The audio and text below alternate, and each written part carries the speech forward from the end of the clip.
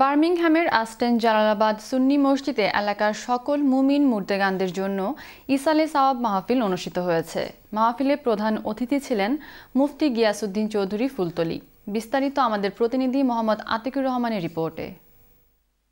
রাসূল সাল্লাল্লাহু আলাইহি সাল্লামের জীবনের পূর্ণাঙ্গ অনুসরণের মাধ্যমে ইহকাল ও পরকালে মুক্তি পাওয়া সম্ভব। জীবনের প্রতিটি ক্ষেত্রে আল্লাহ ও তার রাসূলের প্রদর্শিত পথ ও মত বাস্তবায়ন করতে হবে। এছাড়া এদেশে বেড়ে ওঠা নবপ্রজন্মকে ইসলামের সঠিক শিক্ষা দিতে হবে। বার্মিংহামের আস্টন জালালাবাদ সুন্নি মসজিদে ইসালে সোয়াব মাহফিলে প্রধান অতিথির বক্তব্যে একথা বলেছেন উপমহাদেশের প্রখ্যাত আলেমে দ্বীন আল্লামা আব্দুল লতিফ চৌধুরী ফুলতলীর পুত্র মুফতি গিয়াসউদ্দিন চৌধুরী ফুলতলী। মসজিদের প্রেসিডেন্ট আলহাজ নজরুল ইসলামের সভাপতিত্বে ও ইমাম মুফতি আব্দুল শহীদের পরিচালনায় শুরুতে কুরআন থেকে তেলাওয়াত করেন হাফিজ হারুনুর রশিদ।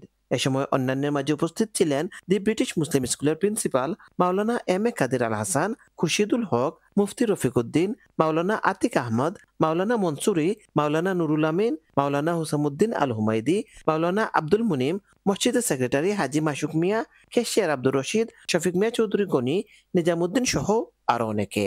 পরে মাহফিলে উপস্থিত ধর্মপ্রাণ মুসলমানদের নিয়ে বিশ্ব মুসলিমের সুখ ও সমৃদ্ধির জন্য মুনাজাত করা হয়। অসংখ্য ধর্মপ্রাণ মুসলমান ভাইয়েরা এখানে অংশগ্রহণ করেছেন এবং আমরা দেখেছি আলহামদুলিল্লাহ স্বতঃস্ফূর্ত একটি মাহফিল। এটা আমাদের সমাজে একটা নজির স্থাপন করবে, যাতে আমরা সবাই মুর্দেগানদেরকে আমরা স্মরণ করি এভাবে ইসালে সব আয়োজনের মাধ্যমে। আমরা মসজিদের সংলগ্ন আসলা অনেক পয়সা করি দিয়ে দান খয়রাত করি মসজিদ প্রতিষ্ঠিত করার তারার উপলক্ষে আমরা এই দোয়ার লাগে আমরা আলিমুল মারে আমরা চুকেদার করছি। বার্মিংহাম থেকে মোহাম্মদ আতিকুর রহমান, চ্যানেল আস নিউজ।